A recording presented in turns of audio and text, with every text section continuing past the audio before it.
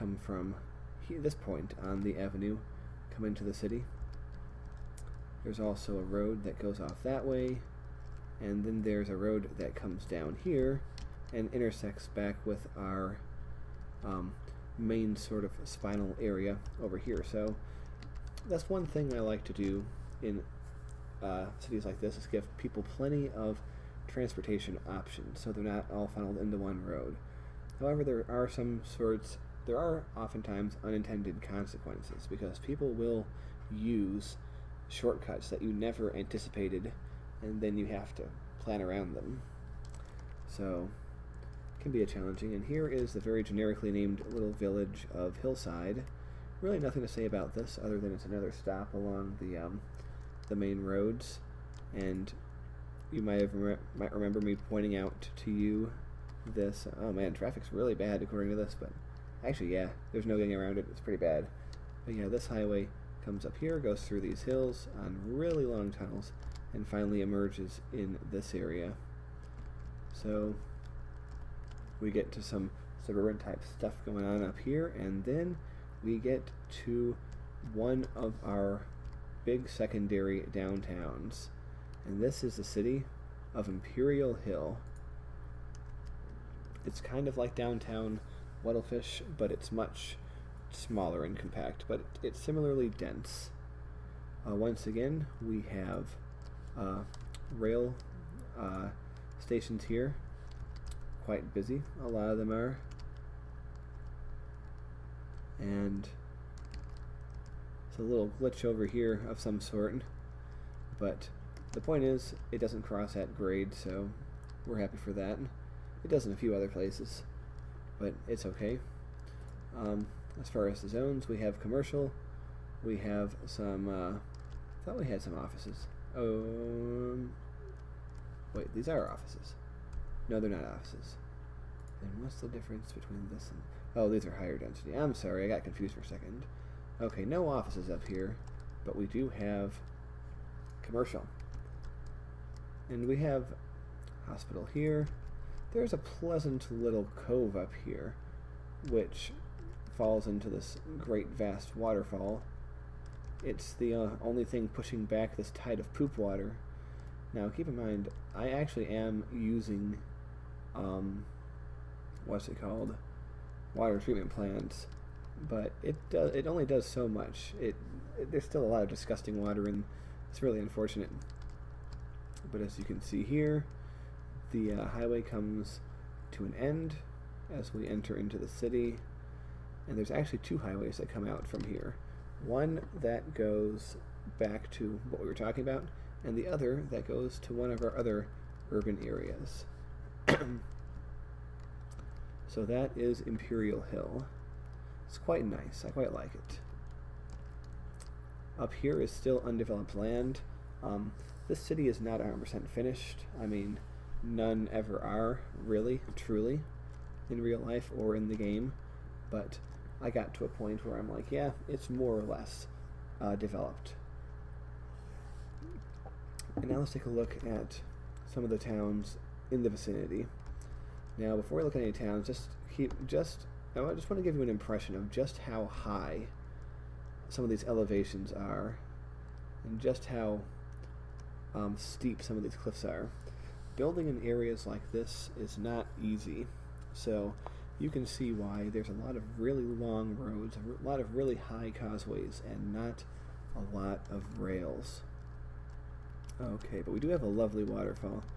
I imagine people would be stopping here to take pictures. Keep in mind, this would never exist in real life. Like, all these causeways would just be so expensive to build and maintain, and there'd be wind, and there'd be people jumping off them, and there'd be crime, and people getting stranded and stuck. It'd be a real pain, but, you know, these games aren't always about reality. They're often about just what you want to see, what you fantasize about when you think about really awesome places. Anyway, we now have the village of Maple Square, which is basically a strip of relatively level land on the side of a sheer cliff. And I really like this town. It would be kind of cool to live here, because you have like a really small town feel, because the town, just by the nature of the geography, is never going to get any bigger than it is. However, you know, it's big enough that you have some stuff going on. And speaking of unintended consequences, once I built this main road going through Maple Square, people started to cut through it in a way I didn't expect. So what I did is I made a bypass, a Maple Square bypass, which goes under the city. And the way I got people to use it was these roads here are main streets, have a speed limit of 40, whereas these right here have a speed limit of 100. So people are definitely going to go for the roads that are faster, because speed is taken into account when the game calculates routes, as people do in real life. So it makes a lot more sense that even though this bypass might be a little bit longer in distance, you can go a lot faster on it, so people will do it. They don't take into account stuff on the side of the road that might slow people down. They just take into account speed. But you can tell this is, or at least I can tell, just because I know my own style, that this is a much later development, just because of these little roads. And I'm pretty sure that these are custom roads too. 2-lane plain streets. They're very simple streets that I like to use as side streets in various towns like that. And as you can see, people are waiting here for the bus. Oh, look, a dog. How cute. Okay, so we're going to head back over here. And one other interesting thing is, because of Imperial Hill being relatively big and being right next to downtown Wuttlefish, and also people cutting through to go to places over here that we'll get to very soon, there is a lot of traffic here. For instance, some people actually go all the way around and up here to get up to Imperial Hill, which is not that big of a problem anymore, but at one point was. As you can see, I kind of had to really work on this intersection to get things working the way that they should. But the real problem was up here. Yes, this whole area here was a real pain in the butt. At one point, this little connector down here did not exist. So people were coming up to here, turning and going down there, and it was getting backed up all the hell. So I really had to go all out and make these things, once again, things that would never actually exist in any kind of real place. But, I mean, imagine these people all trying to get onto this road from up here and cutting through and interfering with these people. It was a nightmare. So, as ugly as, well, not ugly, but as kind of gnarly as this is, it actually is a vast improvement. But yeah, people come here and they take this turn to go up to Imperial Hill, whereas they also like to go on this road because this takes them up to Maple Square, like I said, but it's also a shortcut to get to the urban areas that are over there, you see. And we'll go to that side of the river soon, but before that, we're going to take a look at some stuff that's on this side. As you can see, we have a very small industrial area. This one is it generic? No, it's oil. And it's okay, you know, nothing too special. But yeah, this intersection here is the main way that people get over to there. They can also go up this hill, so there's options. Another nuclear power plant. But like I said, almost valley, nothing too special about it. We cross the hill here, the town of Empire Hills, which I pointed out before. We have a little community here called Grove Valley, which is actually less flat in some areas than it looks. I mean, you really have to get on the street level to appreciate how unflat most of the city is. Even the areas that look relatively flat are not flat. But yeah, as you can see, avenue cuts through. These avenues, by the way, are not really that great for long-term or like long-distance transportation. They're better used for like smaller areas here. But a lot of them were in place in my early stages of building cities, so, and they tend to work, so I don't change what's not broken. So this has all been fine. Grove Valley, as you can see, there's many ways in and out. This road goes on to Empire Hills. It also goes on to this urban area, but you can also take this tunnel, which goes to this very secret but very highly used subterranean avenue, which will connect up to everything else over here. There's a lot of subterranean avenues and a lot of roads, a lot of crap going on over here, but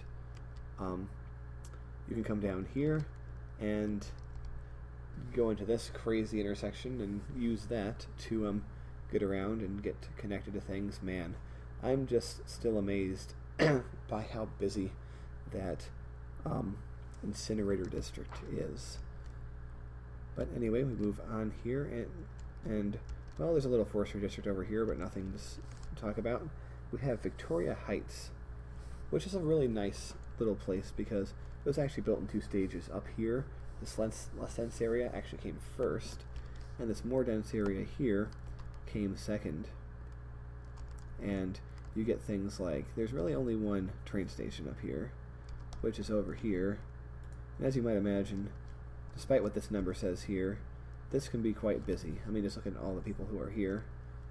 And there's bus lines here to get you around, but also this city has its own subway. Yeah, look at that.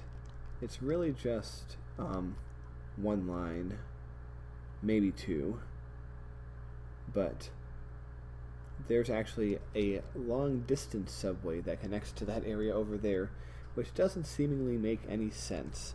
However, it somehow does. And you know what?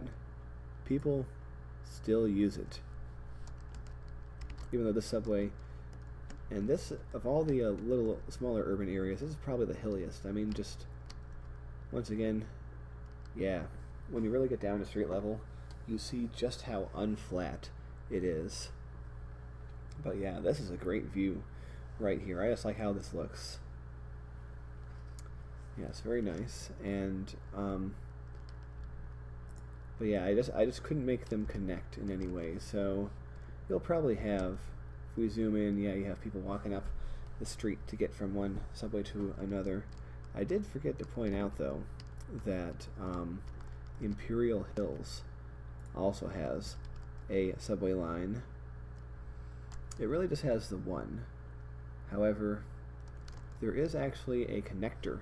See this light blue line, which connects it to the capital, the main city.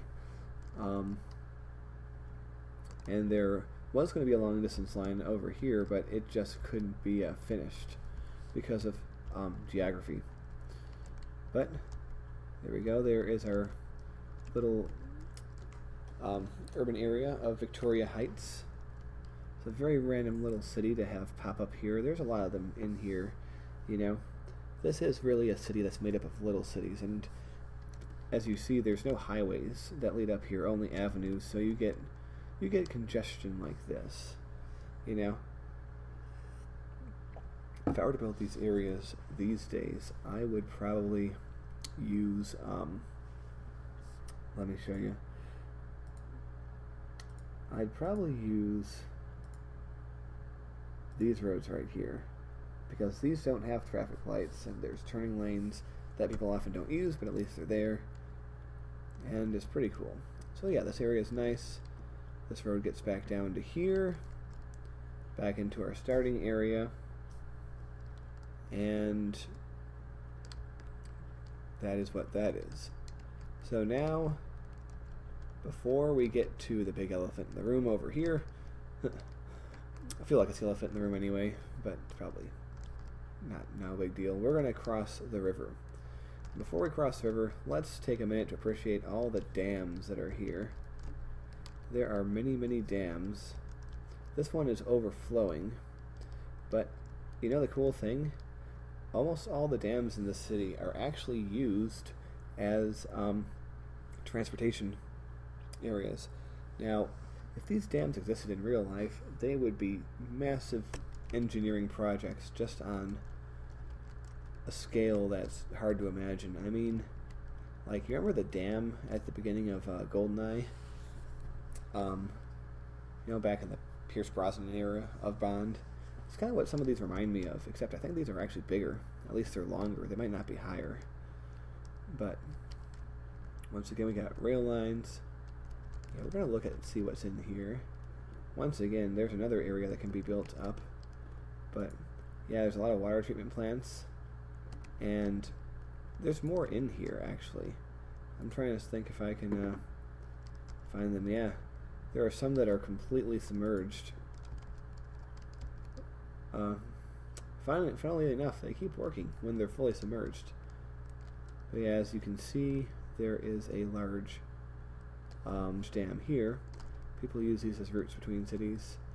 The water that comes down from the little lake in Imperial Hills is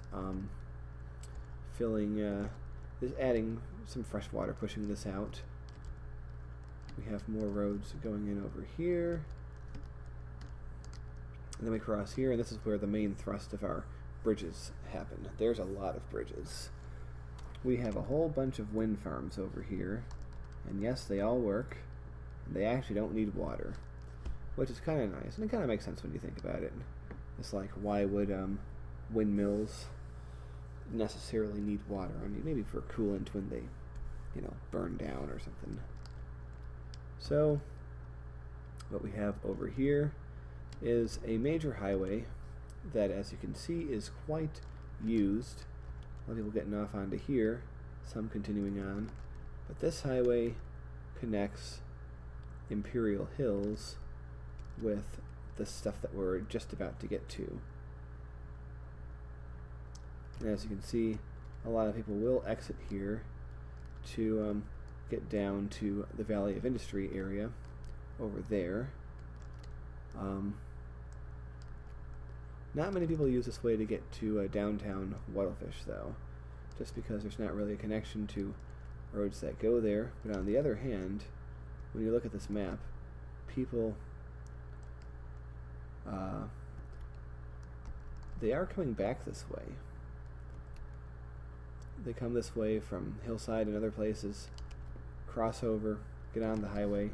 It's all a bit convoluted, and none of this was really planned, like, masterfully. Like, a lot of these roads were just sort of thrown down, and I just decided to let people use whichever ones were most convenient to them, and if any problems arose, I would address them. You can tell how old things are because I would have been using the highway, the national roads, you know, these, if I was to build those now, but I was still on streets at that time. But anyway, this crosses, goes there. We have a rail line, which you can see is used. Not much, but it is used. More bridges here, really big bridges. More rails. Our dam over here. Remember, this used to be water. We're going to pretend this doesn't exist just for now.